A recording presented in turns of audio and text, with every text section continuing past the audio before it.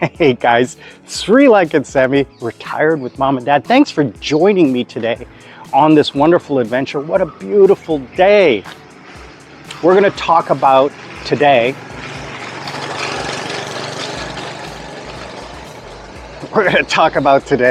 My life and times in Korea. I left Korea just over 3 years, 2 months ago. And I landed in July 2009. So we're coming up on like 18, 19 years since I left Canada and moved to South Korea. So we're going to talk about my life in Korea and why I miss it so much and why I think it was the best thing I ever did. Oh my God. I wish I had gone to Korea 40 years ago. I would have been president by now. So join me, why don't you, right after this.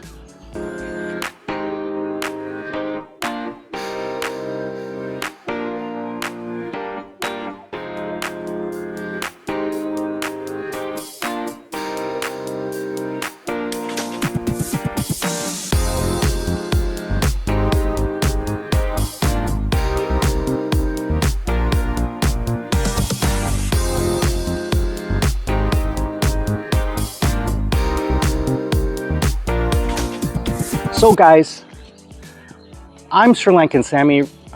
Welcome to the channel. If you're new to the channel, please subscribe, like, comment. Please, I really need a comment. If you would just support the channel by commenting, that would really, really help me. And for my subscribers, I don't see you guys commenting. Make sure you comment. Let me know what you think. Okay, I really appreciate that. And I'll answer each and every one of you. So I'm 56 years old. I'm a Canadian Sri Lankan citizen living in Sri Lanka, I worked in South Korea online. I'm working now in South Korea online, and I worked in Korea since 2009. So after my divorce in Canada, I didn't know what to do. So I decided I was going to look for a job where I could travel more because I love traveling. But we were in the middle of the economic recession fallout from 2007. So I was not happy with my life in Canada. It was just, I was so, like, quote unquote, depressed. I just wasn't happy. I wasn't fulfilled. I didn't see a future. And I had been out of the entertainment business for so long that it was difficult to get back into it. I was on the fringes. People still remembered me and still invited me to the parties, but I couldn't get back into the game. It was too late. So I figured, okay, got to try something new. Got to leverage my sales experience, my education, my life experience, and my friend, a Canadian friend of mine who's Korean, was living in Korea with her Canadian boyfriend, and she said, you got to come out here. Now, I had known her for about 10 years. So she was like, I trusted her opinion. I mean, she was a lot more intelligent than I was. And she said, yeah, you could make great money out here, and it's a very easy lifestyle. So I thought about it, and I'm talking to her over the course of, I'm going to say November, December, January. And I think it was in February that I finally decided, pull the trigger, and I'm going to move to Korea. So I ended up leaving in end of May. I had to cancel my lease, give away all my stuff. I packed my bags, 2 luggage, I think it was 70 kilos. Because I was flying first class. I ended up flying Air Canada. They had these brand new seats. I don't even remember what airplane it was. It was the first time I was flying anything other than economy. Because other than flying to the Caribbean, there's no business class. It's all like premium economy charter flights. And then flying to New York and Boston for work, I would fly regional commuter jets, which were all economy because it's only an hour flight. So this is the first time I'm flying business class. And of course I paid for it with my credit card. And that credit card I defaulted on because I knew I was never coming back to Canada. And the credit card company kept sending me bills, and I gave them my address in Korea. I updated it, and phone number and email address. And then the collection agency started calling me, and so that they called me and I said, you know that this will affect your credit score. And I said, yeah, my credit score in Canada. I don't live in Canada. He says, well, we're gonna have to sue you. And I said, well, I'm a non-resident citizen with no assets in Canada. I'm judgment proof, which means I have no assets. I said, if you want to come out here to Korea and serve me the papers, I'm more than happy to show up at court. Stop getting letters and phone calls from them after that. And it was a lot of money. It was a lot of money. It was like high 5 figures. Am I going to do that with my Korean credit card? I don't think so. I don't have a lot in Korea, but I could still do it and never go back. I got my taxes today. I have to pay $1.50. $1.50. Morning. So yeah. So I landed in Korea in June. And I ended up living so when I got there, my friends took care of me for the first 3 months. I had a room, I paid rent for the room that I lived at their place, and until I found my own place. When I found my own place, also they took me around, showed me around. I think it was not even 2 or 3 weeks that I found a job. And I was working. I was making decent money. But I was not working full time. I was working part time. So I had a lot of free time. I had a lot of free time to go around and meet people and socialize and, what have you. So that ended up happening. And I was hanging out at a Canadian bar. And I became a regular there. I mean, 3 months. I'm probably now, okay, so within 3 months, I met a really unique character. And his name was Hanjin. And he was like me. He was a very popular guy, very outgoing, very sociable, knew everybody, blah, blah, blah. And at this time, I'm speaking Korean. It didn't take me long to learn Korean. I was very good at language. So I'm hanging out with him. He introduces me to other people. I ended up meeting a really cool guy who became my best friend, Johnny. He's an American Korean, and he started a food truck. He was working in the entertainment business. He was working at the Hard Rock Cafe, which was in the same location where I eventually ended up working at, B1. We'll get to that story a little bit later, but it's just ironic how, 6 degrees of separation. So anyway, I'm hanging out with him, and then I met some other people. I met my friend Tim. You guys know my friend that I was living with in the Philippines, my American friend. I met my other friend Richard, who is an American contractor working for the American military. Really cool guy. And then, other people. And we became this little close group. Think friends. That's what we were. We would always hang out at each other's houses. Richard had a huge house. His house was paid for by the military, and it was one of the few homes with garden and lawn and driveway. Most people lived in apartments, but he had a house. He had a 4 bedroom, 2-floor house. So, we used to hang, his place became the little party house. And Richard was a cool guy, but he was kind of introverted and shy. He would say, you know, I'm a nerd. I was the guy who was the nerd in high school, even though he's huge. He looks like Thor, seriously. That's what he used to dress up for Halloween, because he looked like Thor. Anyway, he had this beautiful house. We set up a pool, we set up a patio, barbecue, seating and everything. We used to have parties all the time. And I actually lived with him for a short period of time. Anyway, Johnny then eventually opened up a restaurant bar. He opened up a restaurant first, and I used to always go and hang out and support him. So we became close friends. So when he was finished at the restaurant, we would go out partying. And he knew everybody because, again, he was in the entertainment business.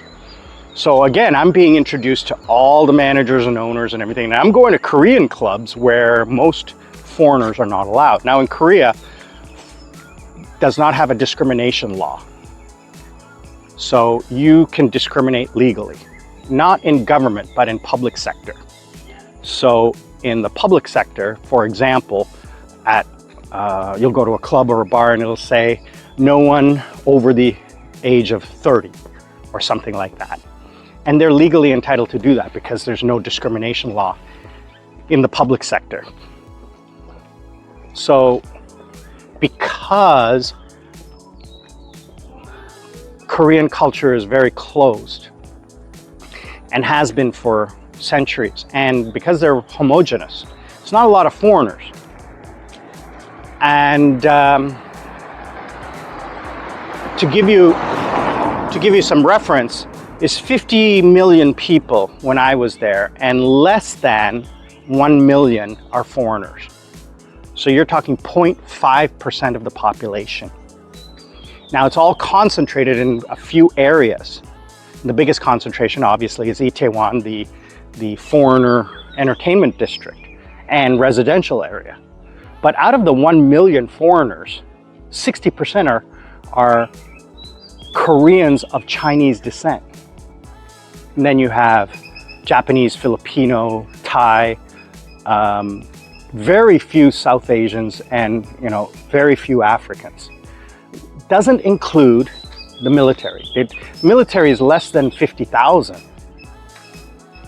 And then the school teachers, the foreign teachers from Western countries, was about 250,000 at that time. Again, not a lot. Not a lot. So I'm very good at integrating into a culture. Number one, I speak the language. Number two, I'm older. So Korea is a very patriarchal society. So as soon as somebody finds out how old I am and that I'm friends with this person who is of high status, they show me respect immediately, especially with the age thing. I found that to be very helpful in my life in Korea. And then, my job at the time, I was working at Asiana as a technical consultant. So I had a very good title, and I'm working for one of the big companies in Korea. So it looked good. When you hand over your business card, they call it a name card, and they see that and it's like embossed with the gold Asiana logo. They're like, whoa, he's important. So out of respect, because obviously I'm older and they're younger, they show respect. So I attained a level of status just because of my job and my age and the fact that I'm a man. So, long story short, after a few years, Johnny opened up one club, then a second club.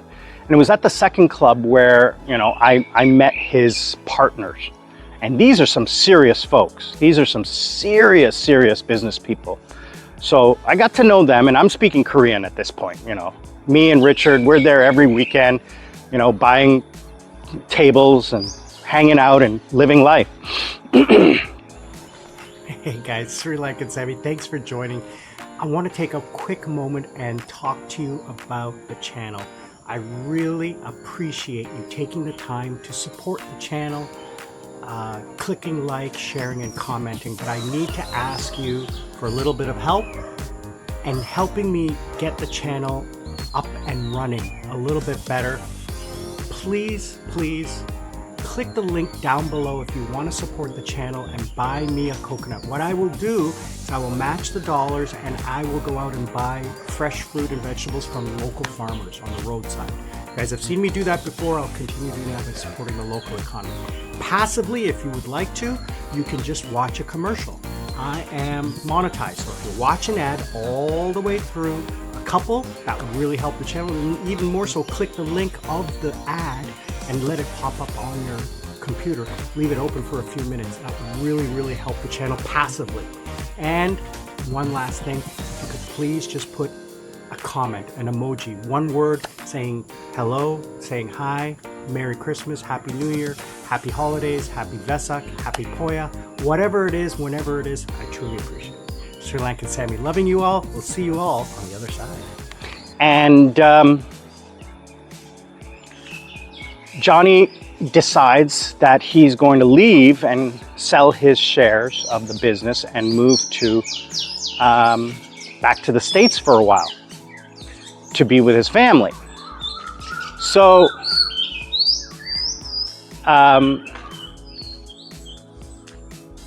his partners approached me at that point.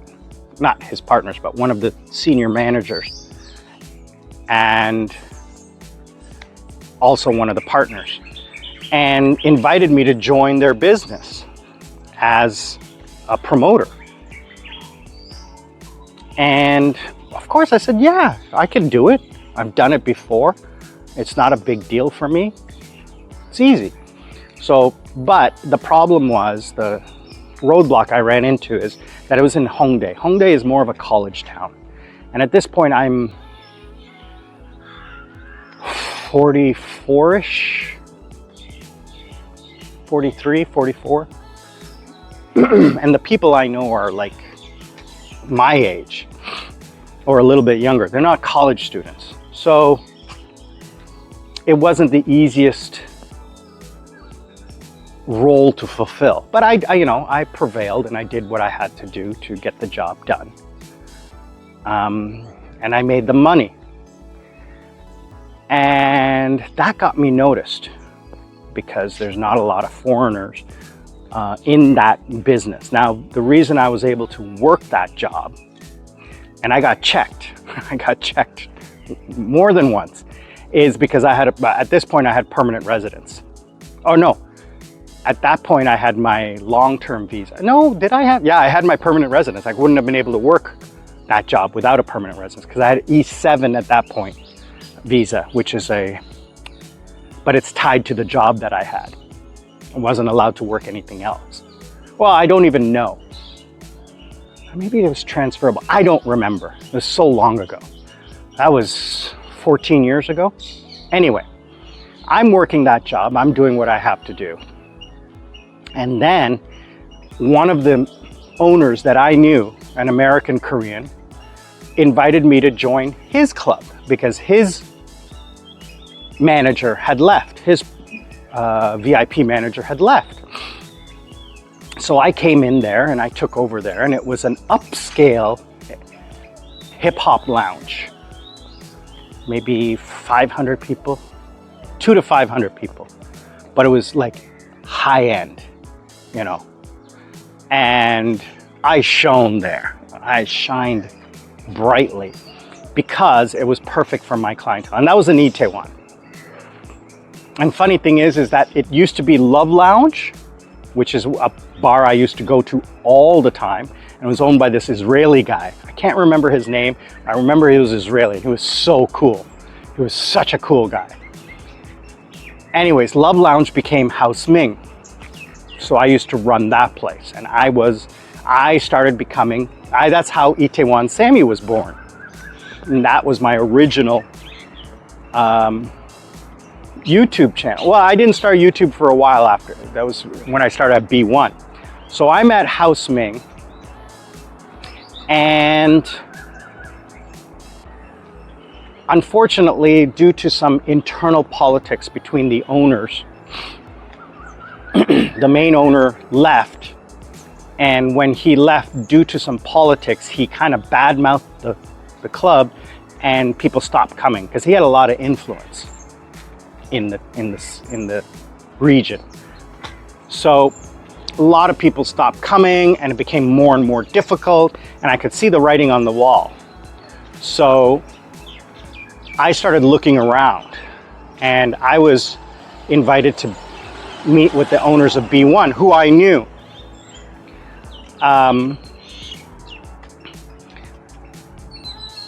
One was a Canadian guy, one was a Korean guy, and one was a Korean German guy. So I knew I knew the two of them. I didn't know the Korean guy that well. I'd met him once or twice, but I didn't really know him that well. He was a very reserved man. So Keith invited me to join B1. So I said, okay, listen, I'm gonna join after New Year. That way, everything's calm and I can start to ramp up the business. Because, and I wanna give, I wanna work for the club, for Houseming, during the busiest time of the year. I don't wanna leave them high and dry. So yeah, they said no problem. And they said, that's actually a good idea for you to come in when it's, and you can, when it's not as busy, not as crazy, and you can, work your way into the system, learn our ways and, build up. I said, yeah, perfect. So they paid me a ridiculous amount of money. I was so happy with that money. And I continued working for education companies. And I actually worked at a kindergarten at that time. I didn't really tell a lot of people what I did because Korea is a conservative country. So, I remember one time, towards the end of my career, one of my kids found my YouTube channel. Don't know how he did it. I never told anybody, but he found it. So that was a huge issue. Anyway, he still texts me from once in a while on YouTube. Anyway, so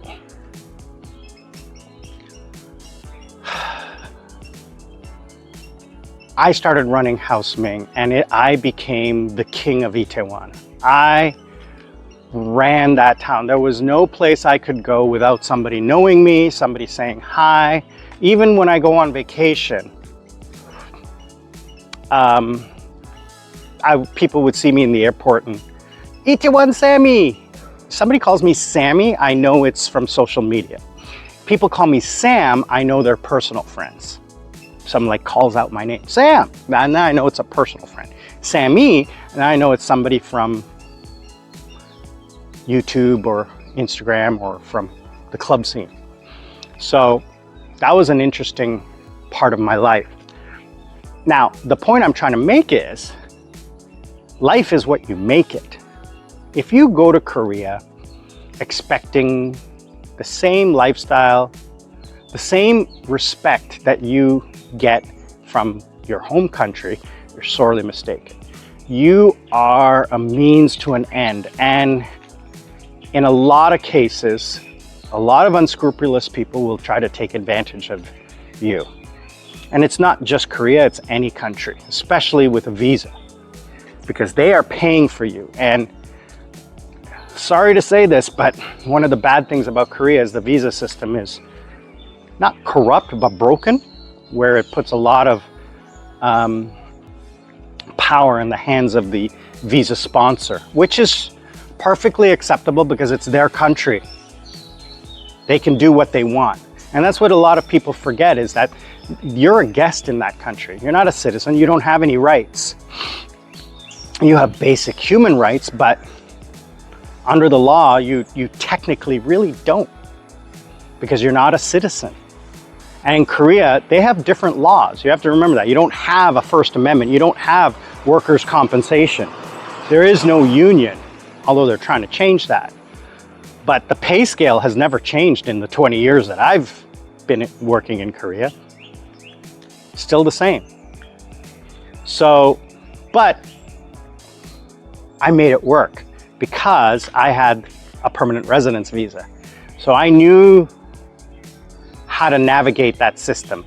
I knew how to make the best of it. And I did. I got paid ridiculous amount of money because I knew how to work the system. Because I knew what the visa requirements were and how much those employers had to pay. So for example, if you sponsor a visa for a teacher, they have to work the 40 hours per week, but they can't work more than the 40 hours, otherwise you have to pay them a ridiculous amount. And they can't work more than 40 hours under the law. So if you have, like, say 4 teachers, but you need a 5th teacher just for like 4 hours a day, you can't hire another foreign teacher because that teacher has to have a minimum amount of hours to qualify for the visa. And no teacher is legally able to do that. And you can't hire a part-time teacher. If I have a visa for company A, I cannot work for any other company. I can only work for company A. I can't even make money on the side. Technically, YouTube is illegal. Stock trading is illegal. Home-based business, illegal. Technically, when you're in Korea, you can only work, under your visa, you can only work for that one company, that's it. So what happens is they have to hire somebody like me, a permanent resident or a marriage visa or someone who is in Korea and can legally work those 4 hours a day. And that's what I did. I had 2 jobs that paid me almost a full-time salary, plus stipends to work. I worked from 8 until 2:30, and then I worked from 3:30 till 9 at another company. So I made 2 full-time salaries. And I worked so much less than these other teachers. I feel so sad for them. These like 20, 24-year-olds who are working like 40, 50 hours a week, doing paperwork up the wazoo, and the stress and everything that they have, living in crappy little apartments. And I'm making double their pay plus my club pay, which is double the pay anyways. I'm making 4 times what they make, 4 or 5 times what they make, and I'm partying for free. I'm not spending any money, and I'm living in a luxury condo. It's so sad.